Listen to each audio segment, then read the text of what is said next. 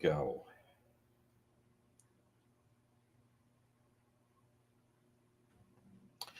Okay, 3 minutes to live. 3 minutes to live.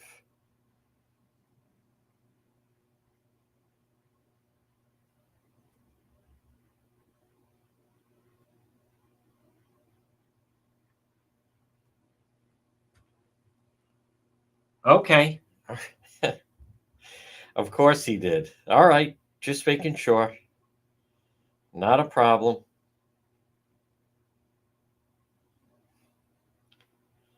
Yep.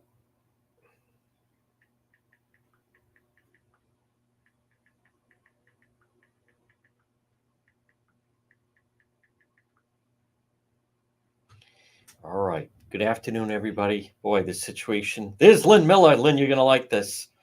Well, I think you're going to like it. At least someone's going to expose it, folks. We're live in 2 minutes. 2 minutes. Yes, Road Patrol live. Later, there's Brenda. And there's Magdalene. There's Ryan. Good afternoon, folks. Thursday. A lot of people off tomorrow. We're not, right? We're going all through Labor Day weekend. There's Josh Allen Cooney.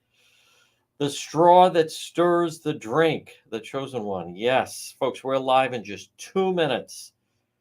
2 minutes away. Special guest coming up, an expert on the bridge. Are they going to close the bridge?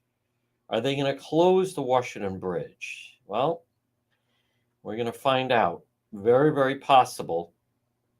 Governor McGreed, the way things are playing out right now is it's, as you can imagine, it's collapsing very, very quickly with everything that McGreed is involved in. But we're going to give you the real news at noon is coming up. Yep. Yes, yes. The real news at noon. Folks, again, share that you are watching. We're going to give you info that no one else has or no one else wants to bring it forward. That's what we're going to bring forward here in just a moment as we wait for the cue. Yes, okay. That sounds good. Yep. At 12:06 on this Thursday, the day before the big holiday week. Well, a lot of people may be off tomorrow. We will not be. As you know, folks, the news, it doesn't end. Yeah, I'm well aware that it will be a holiday weekend, but the news will be very active. So will we. So now, good afternoon. You're listening and watching. It's the John DePietro Show. It's AM 1380, 99.9 FM. True or false? Is this the real news at noon? True. Can I listen to it on AM 1380 and 99.9 FM? Yes. Another true statement. Can I also watch it on Facebook Live and also on YouTube and X? Again, the answer is yes, they can, as a matter of fact. So you can watch it. You can also listen at the website, which is depetro.com. Folks, the real news at noon, which as we start off, is brought to you by PR Landscape Materials and Garden Center, 3688 Quaker Lane in North Kingstown on this Thursday, August 29th. Excuse me. The name of the game is locally sourced vegetables, sweet corn, native tomatoes, PR Landscape Materials and Garden Center, 3688 Quaker Lane in North Kingstown. Now, you can stop in on, say, your way back from the beaches of South County. I still maintain, I think the schools, if it were Governor Juan, I believe they should go back after Labor Day, because this week and then this weekend it's kind of a lost weekend for many of our people. We are supposedly a tourism state, that you depend on that. I think they should. But anyhow, if you're coming back from there, full-scale nursery, screen, loom, mulch are available, annuals, perennials. And now remember, the next few weeks and months, September, October, are great months to do your planting, because you still have the good temperatures, you still have the sunshine, you just don't have the excessive heat that really can zap things. PR Landscape Materials and Garden Center. Look for them on Facebook, 3688 Quaker Lane in North Kingstown. Now, folks, the website, depetro.com, which you can listen live, has links to all of our social media. Link to YouTube, Facebook, X, Instagram, TikTok. Plus, we have original video. We're going to have police body cam coming later this afternoon. And we have all the story.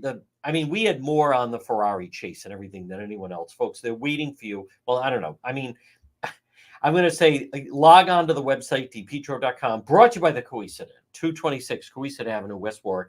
Lunch, dinner, drinks in the lounge with Anthony Santos. And the market is open. It is the Cowesett Inn. All right. Now, Ken Block is going to join us coming up. Now, something that's interesting. As some of you know, maybe you don't know, but Governor McKee, tonight, VP Harris is going to sit down, first interview, and she's going to drag along the governor of Minnesota. And it is a mistake. They won't do it live, and she won't do it alone. Tells you a lot. But nonetheless, we also have a local problem. We have a local problem with someone who really won't face what I would say the real media, and that is with the McKee administration.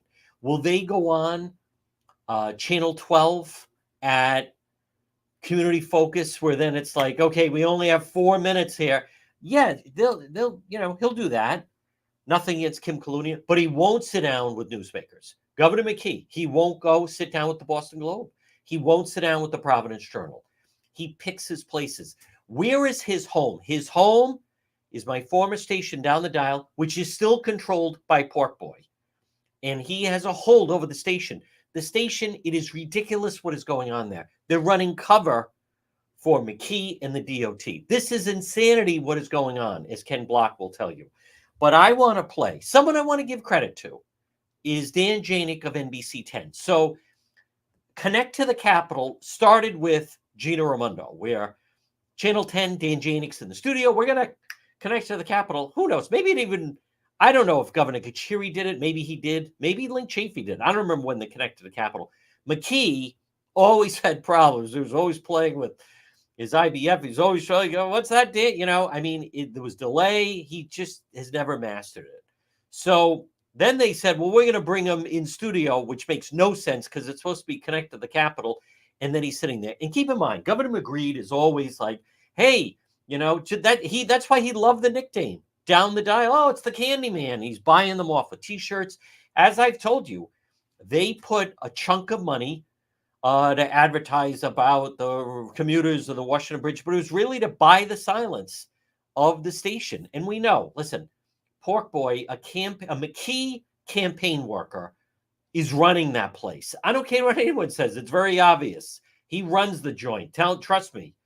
But someone that didn't get the memo that it's all supposed to be laughs and, this whole business of ask the governor, ask the DOT, blah, blah. Someone who didn't get the memo was Dan Janik. So McGreed comes in yesterday, and I'm going to play the most important part of it. He thinks it's going to be, hey, let's talk about Dunkin' Donuts. Let's talk about, what I consider like the fluff BS stuff of, hey, have you had a clam cake? And, oh, how about some Dells? Like, listen, that stuff, that's all novelty. I can't stand that stuff, actually. It's novelty stuff. We're talking about real livelihood. And I want to give credit to Dan Janik. And that is, he actually asked McGreed about something that I talk about. I talk about all the time. And that is, and here's the thing. WMcKeeRO, they don't even mention it anymore. They changed their traffic reports. Listen, there is corruption in the state and there's corruption in media. They changed the traffic reports. Pork Boy had them change it, where now they break it up. So instead of saying, if you're going 195 west, it's going to take an hour to get from Seekonk to Attleboro, right? You have to go west and then pick up 95 north. They break it up. He successfully had them change it to, it's 20 minutes to there, and then it's another 40 minutes or 40 minutes, and then it's only 20 minutes, like that. So they broke it up. So Dan Janik mentioned something that I have been talking about, and that is that the traffic is so bad, it backs up 95. And I talked about a couple of Saturdays ago when I was going to Federal Hill, Don Jose's Tequila, and there it is, a Saturday afternoon, and it's 3 o'clock. and the traffic was backed up on 95 to the Cranston line. Why? Because of the Blanking Bridge. And we went over the bridge the other night. So McGreed, he's completely unprepared for this. But the problem is he's so used to his useless talking points when he goes on with his ask the governor as long as you have the right talking points. So listen to, this is how it went yesterday. Taxpayers and viewers are sitting in the traffic like this, trying to get onto the bridge. Is there anything be done to try to alleviate this side of the bridge traffic? Yes. Now, again, I just want to, he's showing 95 North, which it backs up well past the Thurbers Avenue curve. So listen how McGreed just starts to go into his regular talking point, you know? It was frustrating, no doubt about the whole ordeal's been frustrating. I think we're making a great deal of progress. We're checking off boxes. You're going to see demolition starting, asphalt being removed, barges being brought in place in the next week or so. Hold on. You're not making any progress, actually. You're actually not making any progress. We're checking boxes. You know what the boxes are? People packing up their belongings and leaving the state. Take down the bridge. The traffic flow is back to where it was in terms of the volume, but yet the west side is... Volume? No, it's not. Before this, you didn't have traffic backing up like that. First lie that he told. Just a shorter time frame, virtually the entire day. But going east clearly is taking more time during that early morning commute as well as the afternoon. We're looking at it. Anything that we can physically do to help improve that situation, we're trying to make that happen. But again, this is the scene that's up next to you on the camera there that we had. I just drove by it. Yeah. Okay, so you drove by it. So it's every day we show this and people are stuck there. So is there anything that can be done on this side of the bridge? Well, that's the questions that we're asking there. You know, okay. We certainly asked the question. What does that even mean? Those are the questions we're asking. You're blanking in charge. See, here's the real answer. It's just become acceptable. With the McKee administration, it's acceptable. Yeah, you know, I saw that as I was leaving the State House to drive to Cranston to be here. It's become acceptable. Hold on, it gets worse. About when we first closed the bridge, that the backup was really horrendous. We were able to do the 3 lanes. Like I said, west traffic now is actually better in all cases. What? I know that we're continuing to monitor and enforce. Actually, accidents are down. As opposed by both sides. It's because less people are even driving in that direction. His talking points are old, like him. Because of the work we're doing, we're looking at other possibilities that could potentially ease that east. Yeah, because that's a problem area that was it doesn't seem to alleviate itself. I want to talk about the lawsuit. That was the day of reckoning that you used during this. Talk to me a little bit about the complications and the dichotomy of this. The state is filing suit against companies that are currently contracted by the state to demolish the bridge. That's a very interesting dynamic. Well, it's normal cost of business, right? To me, no, but no, it is. So you know. That's normal course of business to be working with companies that you're suing. Does that make sense to anyone? You know what the problem is? Because the Candyman can show up with some T-shirts and spew that out on Ask the Governor, and it's accepted. That's normal course of business. That you're doing business with and hiring people that you're suing for putting us all in danger. Companies that do work, and if you have issues with them, they go through the process of legal process. That's happening right now. The state and the attorneys that we brought on are now working directly with the Attorney General to move that case forward on behalf of the taxpayers. That's something that is going to hold people accountable.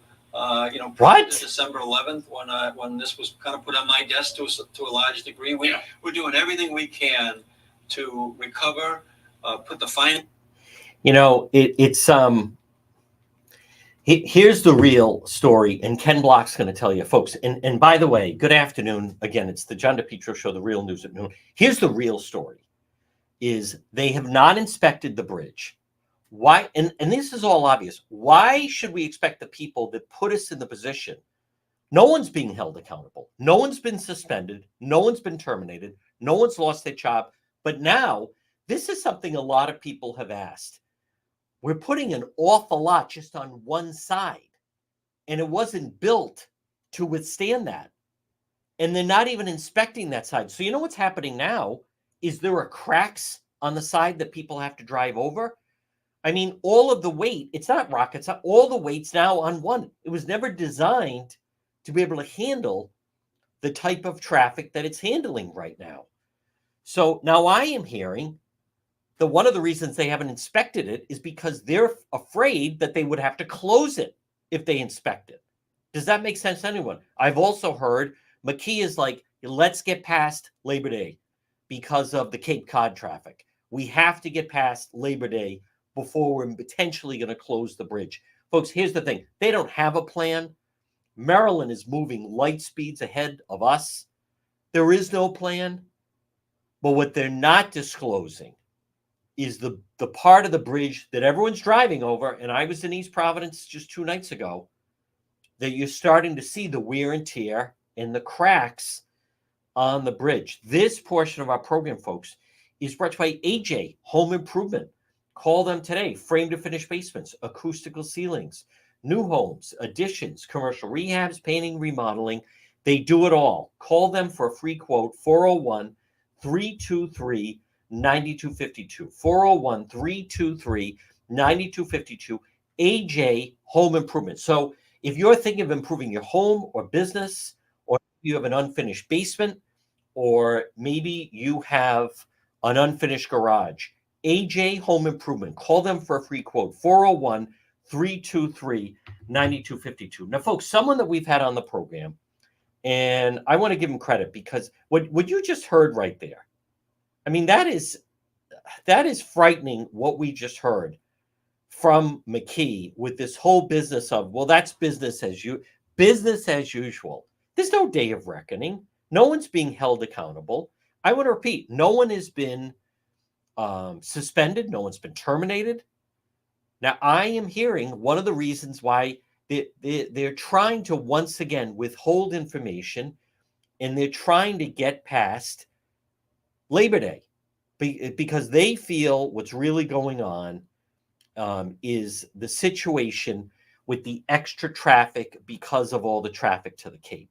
But in the meantime, I want to give credit to Ken Block. 3 photos of the eastbound Washington Bridge middle lane. And what do we see? You see it is actively degrading. You look at these are serious structural cracks. And what I like that Ken points out is these are not potholes. And the way that these cracks are going zigzag, this thing is actually starting to collapse under the pressure. I like that. Alex Talley of ABC6 even says, hey, Ken, hi, Ken, could we use your photos with credit? Oh, they're Rob Cody's. Okay. Well, folks, let's bring him on. He is relentless in trying to get answers for the taxpayers, and he works very methodically, and he is impacted by it. And what I want to once again point out, you know, Governor McKee, to me, he was not prepared for serious questions. But I'm hearing, number one, that has not been inspected. And number two, once again, Governor McKee is trying to get past, let's get past Labor Day, traffic to the Cape, then we'll have reduced traffic. But let's bring on the one and only, and there he is. Welcome back to the program, our friend Ken Block. Good afternoon, Ken Block. Good afternoon, John. How are you this fine day? Very well, Ken. Well, Ken, once again, you know, I want to have you frame what's going on with the Washington Bridge. You live in the East Bay. I've heard a lot of people talk about that they don't even venture over there. So when they say traffic is, I think traffic's actually down, except for the people of the Cape. But between the backup and then these cracks, Ken Block, this isn't a pothole or anything else like this. This is very serious what we're looking going on with this Washington Bridge. Yeah. So I think that the images speak for themselves, and Rob Cody did take the videos and those still photos. What those images look like they're showing is that the roadway is moving in a way that it wasn't anticipated to move. I've been actually was just on the phone with a couple of engineers who thoroughly understand this bridge in particular and what's going on with it. And what I was just told is that there is something called a link slab that connects the bridge to land. And what it consists of is specially compacted soil over which you have concrete and hopefully rebar reinforced concrete, and then you pave over the top of it. And what people who know just told me is that the link slab appears to be falling apart, and their thesis is that the soil that's compacted underneath the link slab is failing and moving and squirting out, and that's what's causing all the chaos you see on top of the road. They've also told me, and again, everyone has to take this with some grain of salt, because even though I know I'm talking to somebody who knows their business, I'm giving it now to you as secondhand information. But what I was just told is that the fix for it requires shutting down the bridge, digging out the link slab, digging out the concrete. Hopefully the concrete has rebar in it. And ultimately recompacting the soil. And that could take a bit. That's not a 1, 2, or even a 1 week job. No. So that's kind of where we're at right now. And that's none of this is official, which is the most frustrating element of all of this. We have had days now where videos have surfaced showing the challenges that these eastbound lanes have. We don't even know right now if the opposite lanes are going to share the same problem. They're likely to share it since they all are built upon the same infrastructure at this point. But there's nothing good here.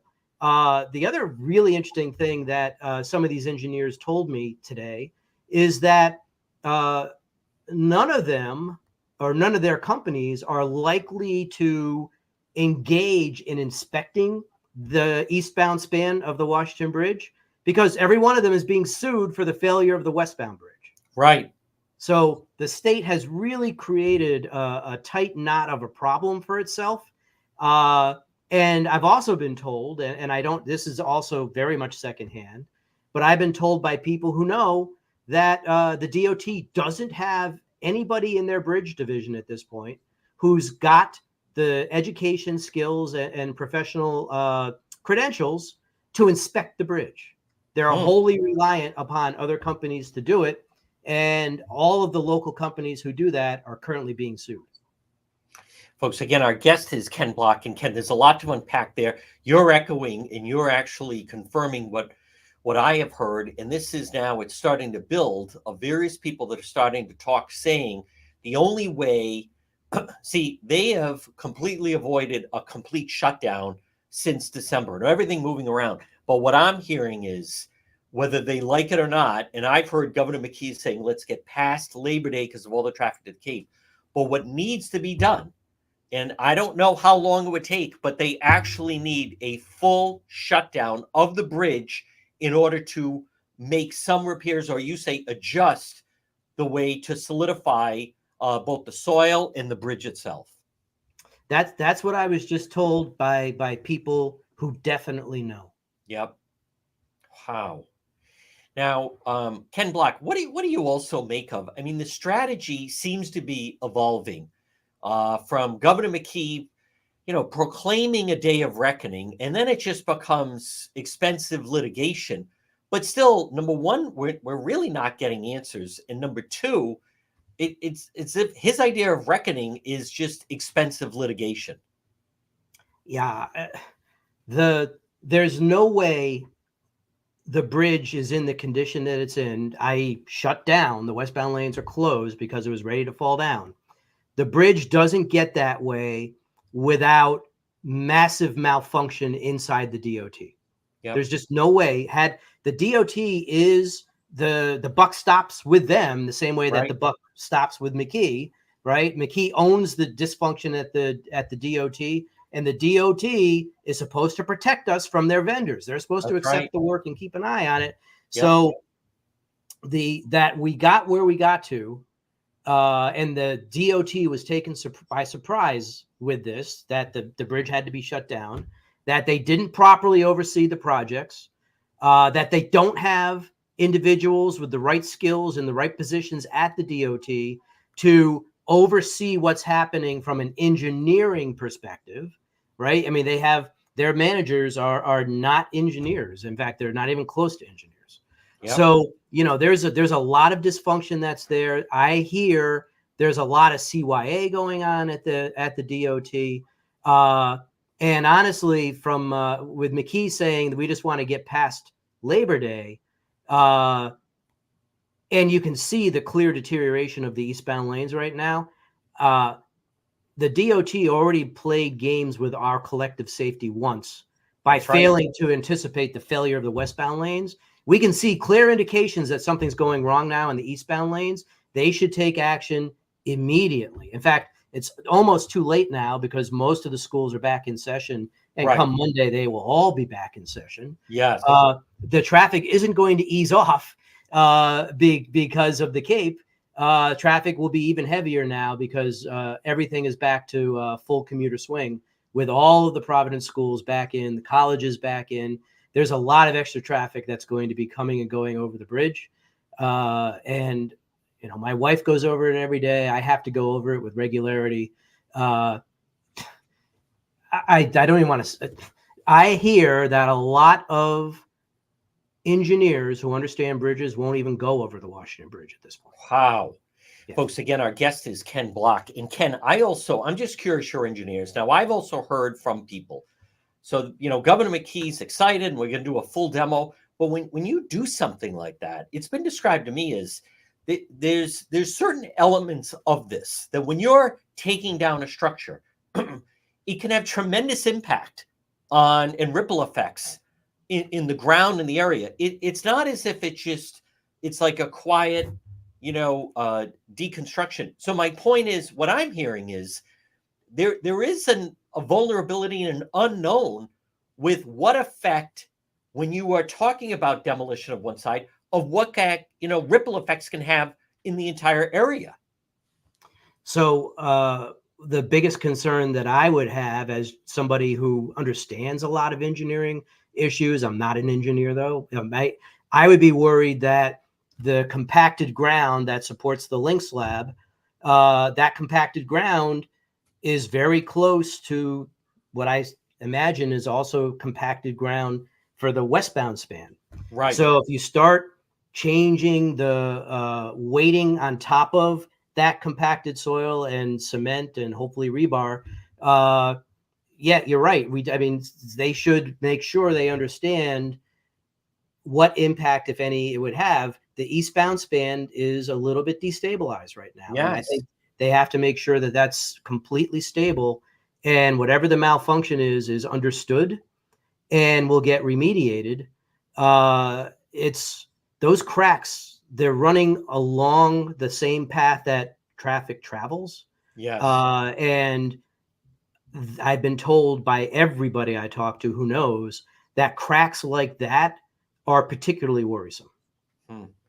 Ken Block, I'm also curious. I played I think right before you came on, Governor McKee was on with Dan Janik yesterday on NBC 10, and he almost seemed to be not expecting what I thought was some pretty fair and legitimate questions from Dan Janik. But one of the things he asked him about, McKee seemed like he's got his talking points and he's all set and he wants to talk about Dunkin' Donuts or whatever he wants to talk about. But anyhow, one of the things he shows him is how 95 North backs up because of 195. And Governor McKee says to Dan Janik, yeah, I saw that when we were driving over here. But the fact of the matter is, what has happened with the bridge, it affects traffic all over the state. It's not an isolated thing. And what I am still stunned at is I think they've just kind of accepted that that's the way it's going to be, and they're still relying on these old talking points. Well, I don't know that they can solve the backups from 95 to cross that bridge heading east. It's working on a knife's edge right now. And some days it can take 20 or 30 or 40 minutes to get across that bridge coming from 95 heading Yep. east. It works pretty well heading west, except when it doesn't. My wife's first day of work back in Providence this week on Monday, it took her a half an hour longer to get to Providence than it normally does because there were huge backups on 195 west. So, you know, if somebody sneezes, someone has a fender bender or whatever, you know, it's a problem. If the state has to shut this bridge down for a period of time to make sure that the eastbound span is stable, I think it's something that has to happen just because we don't want it to get worse, right? Right. Yeah, and you know, we might find ourselves in a position where we have to absorb a hit in the short term to keep that eastbound span healthy, so that over the next 4 years of abuse that bridge is going to take, it can make it. Yes. Right. I mean, I'm very concerned. I'm very frustrated. We still haven't heard anything from the DOT about any of this up to this point. No. I would like to know when the last time was the DOT inspected this bridge. Yes. Because if it hasn't been within the last month or so, they haven't gotten their eyes on a developing situation. No. And they need to. And I would also love to know who's going to do that inspection, because again, I have it on pretty good information that nobody who inspects bridges in Rhode Island wants to go anywhere near this for the DOT at this point. And Ken, if you could just touch on, because that's what I'm hearing, it's echoing what I'm hearing. Number one, there are first responders, people that have to, you know, be on the bridge, work on the bridge. They deal with it daily. They said what you're saying, which is the cracks are getting larger. There's more of them. And what starts as just, you see a 7-foot crack, you know, a couple days later, it becomes a 17-foot crack and they're zigzaggy. But I'm curious, I find it interesting that, you know, engineers that right now they will not drive over that Washington Bridge. And for some of them, they refuse to do it from day one. Wow. Holy cow. Yeah. You know, and I do believe, I take them at their personal word that they're personal. That's what they're personally doing. And, you know, they drive around. Then they told me secondhand that they know a lot of other professionals who also choose not to go over the bridge. Wow. So, you know, the bridge is necessary. We need it. We have to go over it. There is no choice. And it's up to our government, and it starts with Governor McKee laying down the law to the DOT, saying you got to open up you got to open things up here, and you have to tell us exactly what's going on, answer the questions that are being asked. The last inspection was here. We're going to inspect this bridge immediately, and the company that's going to do it is X, right? And if we need an emergency fix to this bridge, how are they going to make that happen? I don't think we want to let this bridge fester for months while the DOT tries to figure out what it's going to do. It will make things substantially worse. Yeah. Now I'm getting a message from someone right now that I've communicated with in the past. I won't say who, insider, state worker, that said they're looking at after Labor Day that there could be a period of time they're only going to ask emergency vehicles, school buses, only those vehicles for a period of time to only travel over the bridge. They're going to ask other people to either work from home or avoid it. Have you heard anything about that, Ken Block? No. And, you know, when it comes to formal policy like that, I would want to hear that directly from somebody who worked at the DOT and you know, that I trusted. It would, I mean, the problem with limiting it, you're certainly, hopefully at that point, not exacerbating the problem, making it worse. Yes. But that doesn't get you any closer to fixing it. By the way, the other thing that I've been told that I do believe is that the state police are not actively identifying overweight trucks and keeping them off the bridge, even though they're not supposed to be on the bridge right now. That's right. And massively overweight trucks can do tremendous damage to this bridge. I would start there, right? We should be making sure that vehicles that aren't supposed to be on the bridge are not on the bridge. And also, the one last thing for Ken Block. See, the problem is, and this is just my opinion, but there's always another deadline. If they start to say, let's just cast past Labor Day, then you have people that say, let's just get past the election. Whenever decisions are made of, let's just get past the Army-Navy game, let's get past the holidays, let's get they don't realize it, Ken Block, but they're basically, with public safety hanging in the balance, they're kicking the can down the road. Right now, this is a serious problem. You don't see the governor out there. You don't see LVD out there. And but I think there's a collective effort of, let's just get past the holiday weekend. We'll deal with it in the near future when we have to deal with it. Well, I can understand that with the end of the Cape season coming, that you wouldn't want, if you could avoid closing the bridge and causing mass chaos with the people coming to and leaving the Cape. That's, I guess I get that, but they better have a plan that they can implement soon after that. Yes. And they should be communicating it, because honestly, if there's going to be a bridge, if it's going to be necessary to close the bridge to repair it, people need to begin planning for that, right? Yes. I mean, that will largely cut off the East Bay from the rest of Rhode Island. It will. And it's incredibly disruptive. They're and once they start that repair, I don't think the bridge can be open even for emergency vehicles, because you have to dig out.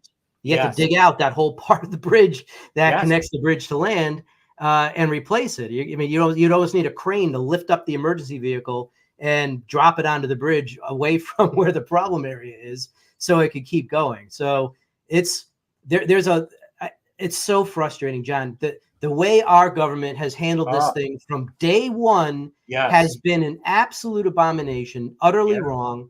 I can see where the state would have to maybe let some vendors out of the lawsuit, drop them from the lawsuit, so that they can get somebody willing to actually inspect the bridge. It is. Right? Yeah, I mean, it's not the way you approach it. It's also funny, Ken Block. So the other night, I did go to East Providence. There was a standoff for a short period of time, but on the way back, on the radio, I hadn't heard them before. They're running these ads, and I know it came from the money where they're saying, hey, let's not forget our friends and businesses in East Providence and the East Bay. I mean, the idea that a marketing campaign to convince people to continue, it's not about that. It's a matter of safety. It's a matter of inconvenience. Just to me, it shows the idea that, hey, friendly reminder, you may want to eat at a restaurant over there.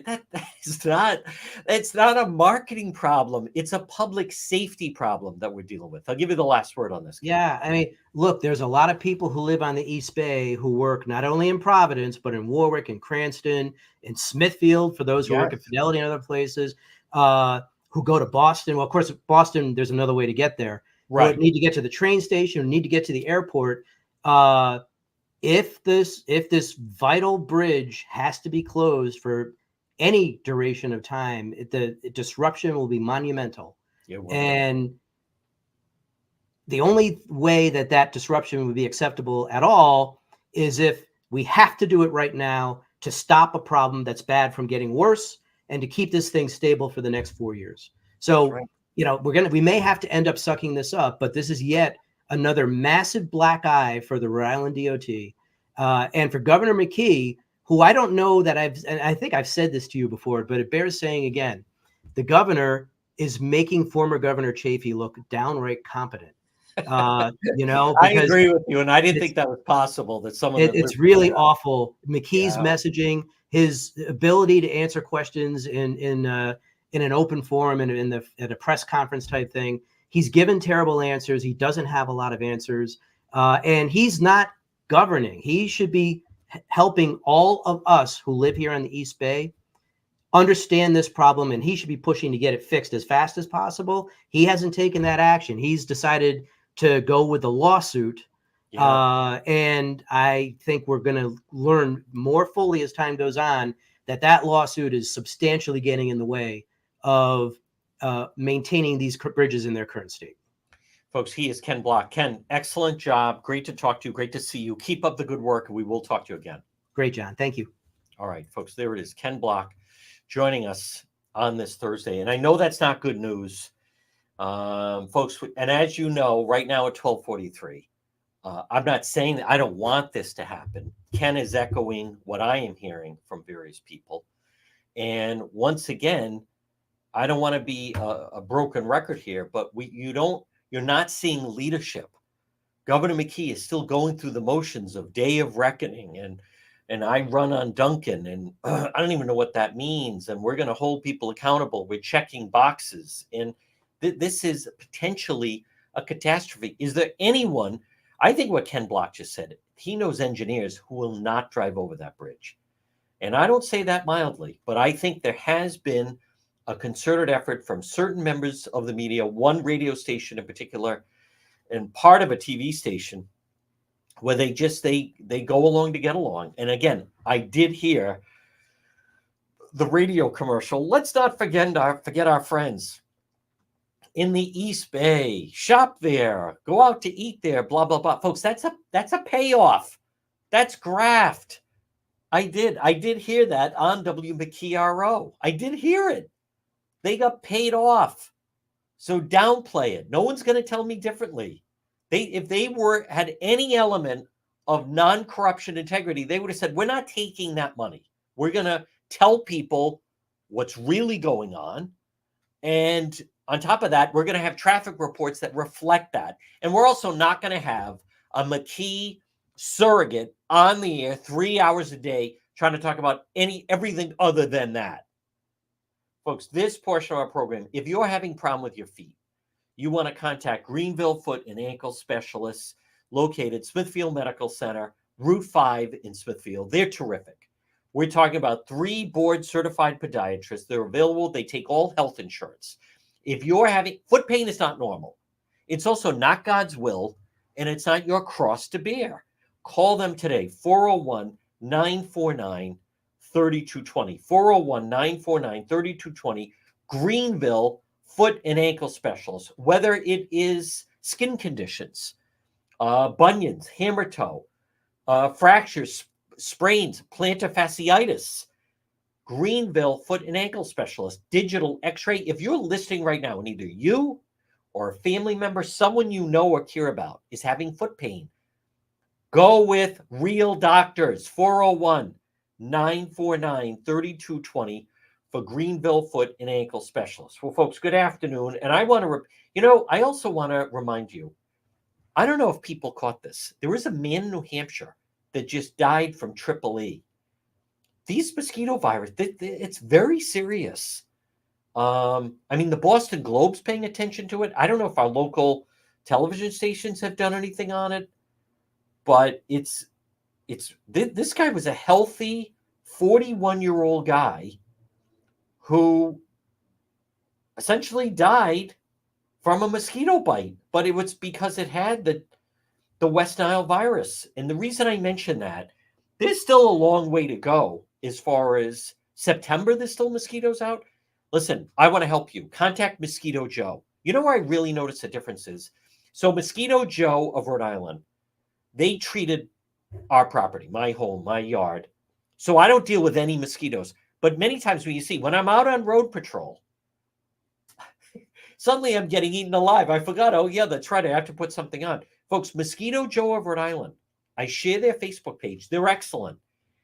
I don't think enough is being made of this. This man in New Hampshire, totally normal. He went downhill fast. 41 years old. Contact Mosquito Joe of Rhode Island. This situation with the bridge. So Governor McKee, I'll tell you his plan, and I agree with Ken Block. I didn't think we were going to have anyone as incompetent as Chafee. I didn't until McKee came along. But look at what he does. He buys off. Now, I know that people may say, well, it's just one radio station. But if he goes on there and has protection there, and again, like many of you, I like Gino, but they're too friendly. And it's almost like he's having his friends on. And, Channel 12 exposed that whole thing about the talking points and the nickname. Oh, he's the candy man. He's not the candy man. He's the incompetent man. He's the selfish man. McKee is in over his head. Let's get past Labor Day. Let's get past the election. Let's get past he has a fundraiser coming up. this is insanity what's going on. And I'm glad I had a chance to talk to Ken Block, because I have been hearing this. And I'll even admit, not last night, there was a bad motorcycle accident in East Providence. Now, on Monday night, we were in East Providence. And for those of you that watch Road Patrol, I mean, listen, I'm more fearful of driving over the Washington Bridge. I'm more fearful in holding my breath doing that than Sunday night when we were following the murder suspects, or the people potential murder suspects that the police wanted to stop in that Range Rover with out-of-state plates. And make no mistake about it, I have friends in East Providence. I feel bad for them. It is frightening that is going on. The memo's ready to go. Partial close will happen. I mean, that's, and here's another thing. I'm not trying to pick on the Rhode Island Republican Party. I just don't understand the mindset. This election, you know, that some of the Democrats, they should all have challengers. They should all have people going against them with that Val Lawson and some of these other people. Like the Rhode Island Republican Party should have been. They've missed the window now, but needs to be recruiting people. You're not getting straight answers from McKee. We're not getting straight answers from McKee. His plan now is he sent out some marketing money. I the first time I had heard it, I'll be honest with you folks, and those of you that know, I admit, when I'm in the car, I'm actually monitoring police. So I'm not in the car a lot. And if I'm in the car, that's really one of the few times for my habits that I'm actually listening to the radio. And when I am in the car, it's normally because we're going to like a scene. So, and I hadn't heard that, but I heard about it, and then you hear it. And that's all it is trying to buy people off. And it's disgraceful. McKee, is there anyone that has confidence in this guy? Is there anyone that trusts this guy? He is such a disaster.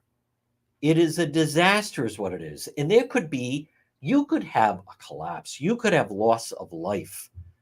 You could have where the whole thing goes tumbling down. It doesn't just happen in movies. It's so selfish, and he's protected. But again, I want to give credit to Dan Janik. That was a real interview. And McKee didn't have real answers, by the way. And this isn't about potholes. These are, as Ken Block said, these are very frightening cracks.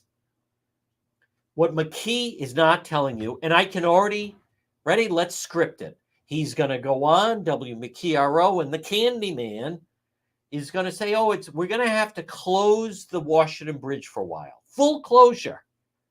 What's going to happen to the businesses in the East Bay? What's going to happen to the people that live over in the East Bay? He doesn't want to deal with it. The guy is spineless. And they'll contain it and say, he'll try to say we're doing this for the safety of people and blah, blah, blah. It's not. It's sheer incompetence. Ken Block makes a lot of sense. Who would want to do, we want you to do business with us, even though we're suing you. We want you to do business with us. We want to hire you. We'll probably end up suing you. Who would want to deal with that? Between that, and you have to donate to his campaign, and he's got very shaky people that work. I mean, Governor McKee, his inner circle of that Shahazian, and so, I mean, he's basically surrounded by very sketchy, slippery individuals. And notice they travel everywhere with him. Because if he ever encounters someone that says, I'm thinking of doing some business. Oh, you want to talk to this one? Oh, yeah. Why don't you throw a fundraiser for the governor? We need 50,000 if you want to do business. It is thievery is what it is. Folks, this portion of the program. Then there are people that you do want to do business with, like Valari Motors. Online, ValariMotors.com. Someone like Paul, 1003 Park Avenue, that's the type of person you want to do business with. Valari Motors in Cranston. Great prices, great vehicles, great service. New England's #1 dealer, pre-owned Volvo sales and service. Right now, on this Thursday before the Labor Day weekend, if you're thinking of getting a new vehicle, why not check out Valari Motors? Right there, Park Avenue in Cranston. They specialize Volvo sales and service. They stock all types of Volvos and Ford trucks. And remember, it's Paul Staskavich and also What a Mechanic with Steven. Valari Motors. Look for them on Facebook. And again, you can find them online. Pop in and see them. Well, folks, again, I want to be very clear. I take no joy in telling you any of this type of stuff, but it's frightening what's going on. And Governor McKee strolling in with his bad talking points. Yeah, I saw that traffic backed up as I was driving over here. And let me also reiterate that there is no guarantee that the state is going to get any federal money to fix that. That is a fantasy that he is engaged in at the moment. But again, this is Dan Janik on NBC 10 doing a real interview. Is there anything being done to try to alleviate this side of the bridge traffic? Yeah, so it's frustrating. There's no doubt about it. The whole ordeal's been frustrating. I think we're making a great deal of progress. They're not making any progress. Checking off boxes. You're going to see demolition starting, asphalt being removed, barges being brought in place in the next week or so to take down the bridge. The traffic flow is back to where it was in terms of no, it's not. But yet the west side is shorter time frame, virtually the entire day. What? But going east clearly has taken more time during that early morning commute as well as the afternoon. We're looking at it. Anything that we can physically do to help improve that situation, we're trying to make that happen.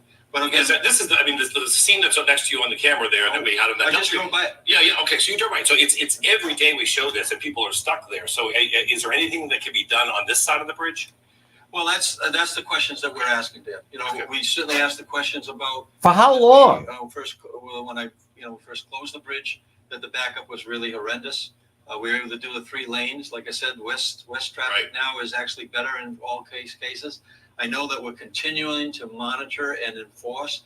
Actually, accidents are down. Because less people are traveling there. Because of the work we're doing. We're looking at other possibilities that could potentially ease that east. Yeah, because that's a problem area that was it doesn't seem to alleviate itself. I want to talk about the lawsuit. That was the day of reckoning. Oh yeah, big day of reckoning. Hold on, here we go. But again, famous phrase that you used during this. Talk to me a little bit about the complications and the dichotomy of this. The state is filing suit against companies that are currently contracted by the state to demolish the bridge. That's a very interesting dynamic. Well, it's normal course of business, right? To me, no, but no, it is. So you companies that do work, if you have issues with them, that they go through the process of legal process. That's happening right now. The state and the attorneys that we brought on are now working directly with the Attorney General to move that case forward on behalf of the taxpayers. That's something that is going to hold. What does anyone agree with? That's business as normal. The state is filing suit against companies that are currently contracted by the state to demolish the bridge. That's a very interesting dynamic. Well, it's normal course of business, right? To me, no, but no, it is. So that's normal course of business. Normal course of business. Normal course of business. We expect people. We expect people to do business with us, that we're taking legal action. Folks, this is one of the problems he has, this governor, is, see, he suffers from the same thing of the people he surrounds himself with, whether it's Pork Boy or that Shahazian or Silva. These guys have the disease of they think every time they walk into a room, they think they're the smartest person in the room. And it's a problem.